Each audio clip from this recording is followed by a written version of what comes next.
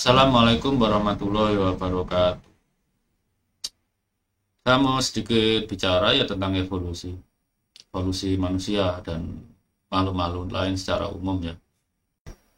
Tapi sebelumnya kita dengarkan dulu apa ulasan Dr. Ari Kaim tentang evolusi. Dan buat yang tidak tahu, Dr. Ari Kaim itu ahli taksonomi, etnobotani. Ya dengan sendirinya beliau sangat menguasai biologi molekuler. Itu syarat untuk jadi seorang ahli taksonomi. Genetika udah makanan kecil lah buat beliau. Dr. Arika ini publikasinya sudah 83. Dapat kan? Yuk kita dengarkan dulu apa kata Dr. Arika tentang evolusi. Sebenarnya itu dalam Islam ada, dalam Yahudi ada. Para rabi dan para ulama Islam itu sudah mengatakan seperti itu. Jadi pada saat Allah berkata kepada malaikat, aku akan menjadikan makhluk di muka bumi, manusia di muka bumi. Terus Jibril bilang apa? Ya Allah, apakah engkau akan menciptakan makhluk yang akan menghancurkan dunia? Ya kan? Nah, ini bukan Ari Kem yang bilang, ini para rabi Bani Israel. Memang orang Bani Israel mungkin dikasih encer otaknya buh lah gitu. Jadi begini Pak, kalau evolusi itu benar atau tidak, evolusi itu benar sampai mendekati manusia. Jadi evolusi itu sampai ke yang namanya manusia manusia Neanderthal. Manusia Neanderthal tidak mengenal konsep manusia, dia hanya mengenal makhluk yang lain. Kalau awalnya dewek manusia kan ngelihat orang bule kan, ih manusia dari mana tuh? Manusia dari mana tuh? Kalau manusia Neanderthal dia akan bilang, makhluk apa itu? Jadi dia tidak mengenal Neanderthal yang lain sebagai sesama Neanderthal, tapi sebagai makhluk lain. Sehingga para ahli biologi pun mengatakan bahwa pada saat Homo sapiens muncul, kita manusia Neanderthal, Homo neanderthalensis itu sudah diambang kepunahan. Dia makhluk yang juga bagus berpengetahuan karena dari tinggalan-tinggalan manusia Neanderthal ada ziarah kubur, ada senjata, dan diduga juga api. Jadi intinya gini, kalau secara biologi dari sudut pandang Islam, dikasih waktu berapa puluh ribu tahun lagi aja, atau berapa juta tahun lagi aja, Neanderthal itu akan jadi manusia, akan jadi Homo sapiens sapiens. Jadi ilmu pengetahuan dengan agama itu sebenarnya sama. Tapi mereka itu saling bunuh, saling makan, saling bunuh lah paling nggak Neanderthal, sampai akhirnya diambang kepunahan. Paham nggak kalau Jibril mengatakan kepada Allah, ya Allah, apakah engkau akan menciptakan makhluk yang akan menghancurkan dunia?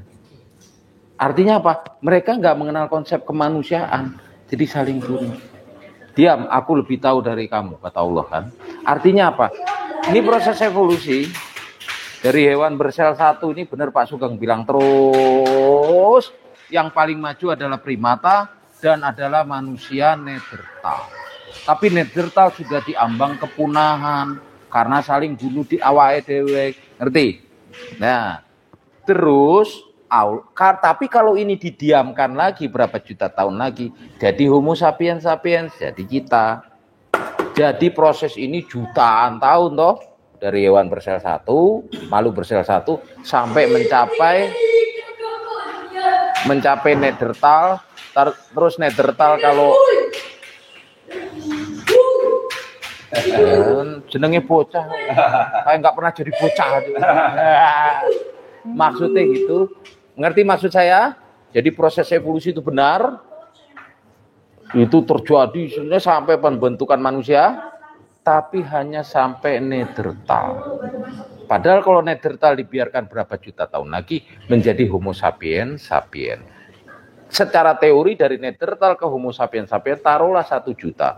Jadi proses ini berapa juta tahun dari hewan bersel satu menjadi manusia. Allah bilang, diam, aku lebih tahu dari kamu. Proses jutaan tahun ini dimampatkan hanya dalam kun. 1 detik saja proses evolusi yang jutaan tahun itu terjadi. Jadi manusia. Maksudnya kalau kamu bisa bikin dari material protein, kan kalau tahu teori Stanley Miller tuh, yang ini kena geledek nitrogen apa terus jadi asam amino. Asam amino itu kan batu batanya kehidupan. Nah dari situ nanti terbentuk hewan bersel satu, terus sampai jadi manusia. Itu jutaan tahun. Miliaran malah. Kalau itu bisa dimampatkan hanya dalam 1 detik. Kun dari tanah put langsung jadi manusia. Bisa sampean? Gak bisa. Hanya kalau sampean bisa, kalian jadi Allah. Nyatanya gak bisa.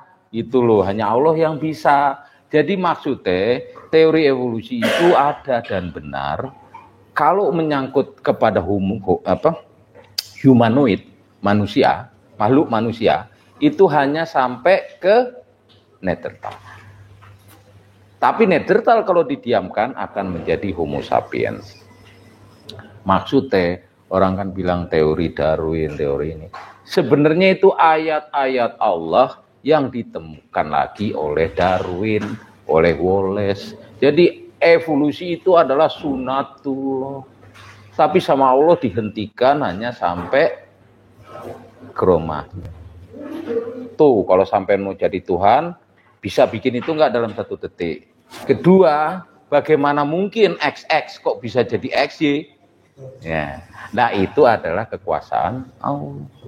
Kalau Anda bisa merubah XX menjadi XY, Anda jadi Allah.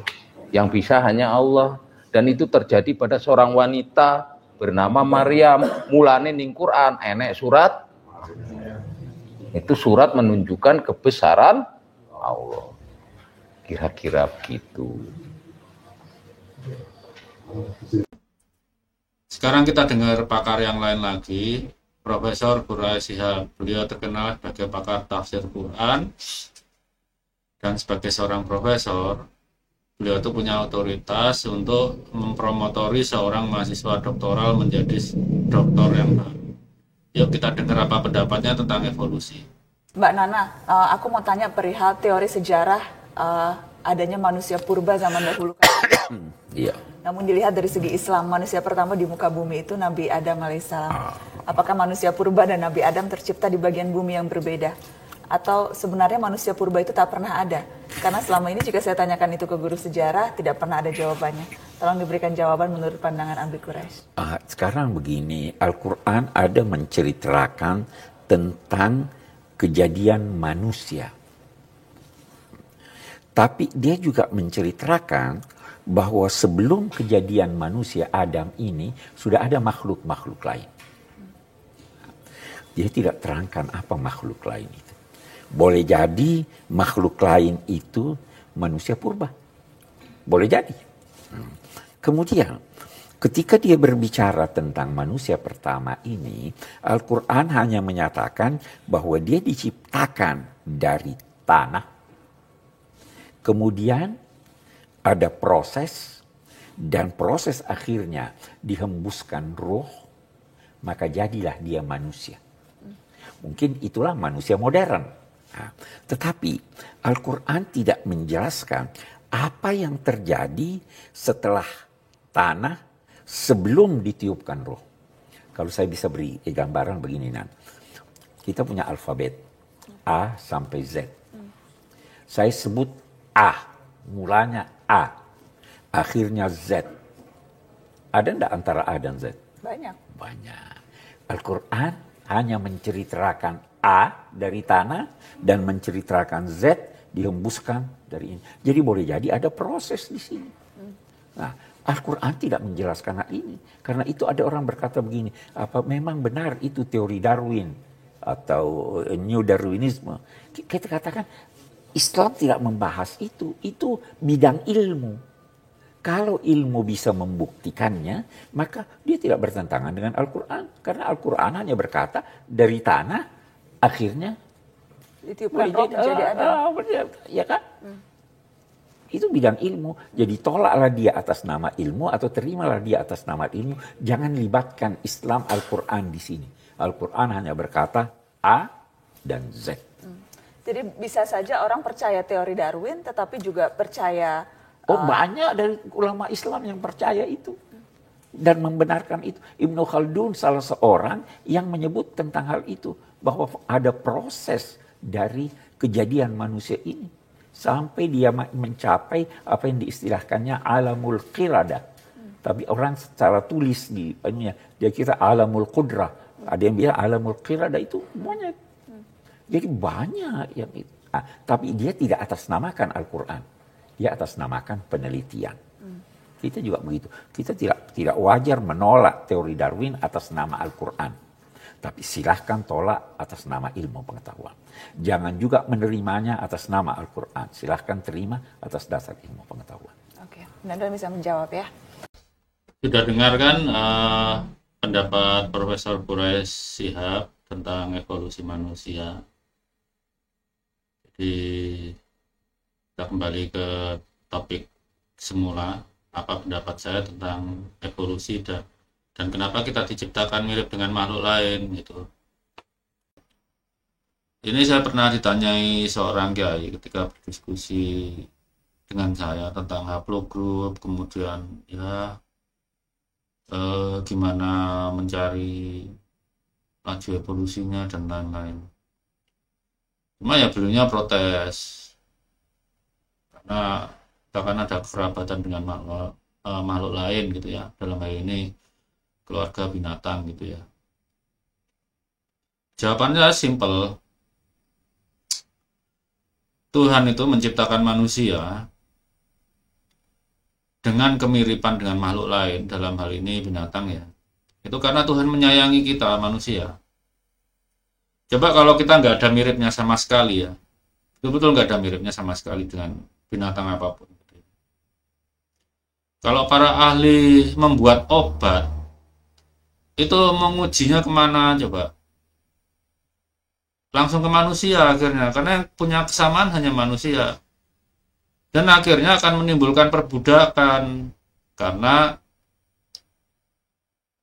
kelompok manusia yang lemah akan diperbudak oleh kelompok yang kuat, hanya untuk menguji obat saja. Kita ingat kan pernah kita waktu penjajahan Jepang, banyak dari kita itu korban eksperimen laboratorium mereka. Anda buka-bukalah waktu penjajahan Jepang. Dengan kita dibuat ada kemiripan dengan makhluk lain, kita bisa menguji obat-obatan itu kan nggak langsung ke manusia. Dari tikus mencet itu dulu. Kemudian ada yang ke anjing, ada yang ke babi. Kemudian paling mendekati tentu saja keluarga primata gitu ya. Itu pun kalau nanti masuk ke manusia ya nggak langsung ke manusia, bisa diuji dulu di sel kanker. Sel kanker itu begitu kita ambil dari tubuh, karena dia bisa memperbanyak diri terus tanpa tahu berhenti ya. Itu bisa dikultur di laboratorium. Terakhir baru di manusia, itu pun sifatnya sukarela setelah tahap-tahap berikutnya, tahap sebelumnya itu dipastikan aman. Jadi coba bayangkan, kalau sama sekali nggak ada kemiripan antara kita dengan makhluk lain, dalam hal ini yang punya sel, yang punya organ, itu obat-obatan, vaksin, terus nggak hanya obat-obatan, seperti obat bius, itu ngujinya mau kemana? Langsung manusia, itu kan malah berbahaya. Nanti akan timbul perbudakan, penjajahan yang lemah. Penjajahan itu kan belum tentu dipaksakan, misalnya jajah. Bisa saja yang melarat itu karena kebutuhan uang ya, akhirnya dijadikan kelinci percobaan seperti itu. Kita lihat kan sekarang ada orang jual ginjal karena tekanan ekonomi. Nah, dengan Tuhan menciptakan kita punya kemiripan dengan makhluk lain, itu kan sebetulnya Tuhan menyayangi kita. Ketika bikin obat, vaksin, dan semacamnya itu tidak langsung diuji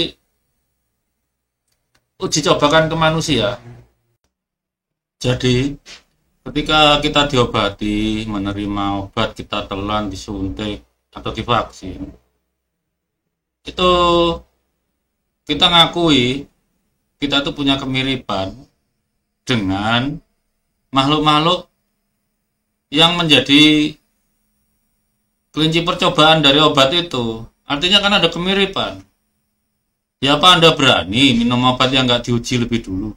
Kan nggak juga.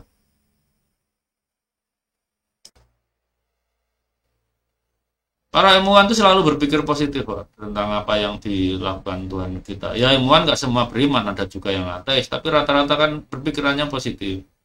Yang ateis pun tuh sebenarnya yang dianggap Tuhan itu ya alam sendiri itu.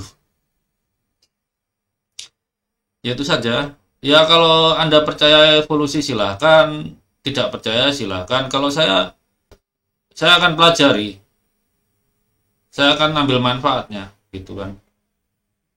Apapun yang dipelajari itu setelah ambil manfaatnya oke aja menurut saya.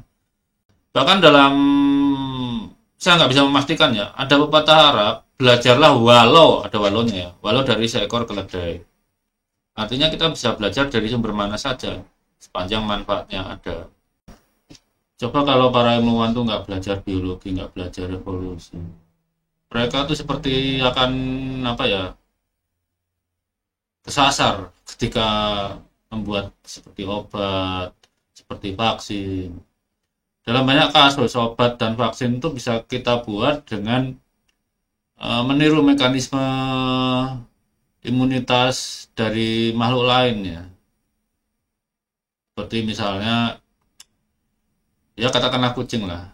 Kucing itu ada penyakit namanya feline immunodeficiency virus, FIV. Tapi kucing-kucing hutan tuh ternyata kebal. Kucing domestik kekebalannya menurun, berkurang gitu. Itu kan dipelajari oleh para ilmuwan untuk kedepannya membuat semacam vaksin HIV. Jadi sepanjang ada manfaatnya demi ilmu, kita bisa berpikir dengan sekat terpisah antara keyakinan dan keilmuan gitu ya, seperti yang dikatakan Profesor Qurais tadi. Jadi kita tetap dapat manfaatnya. Saya rasa cukup sampai di sini. Ini vlog yang lumayan panjang. Terima kasih teman-teman. Wassalamualaikum warahmatullahi wabarakatuh.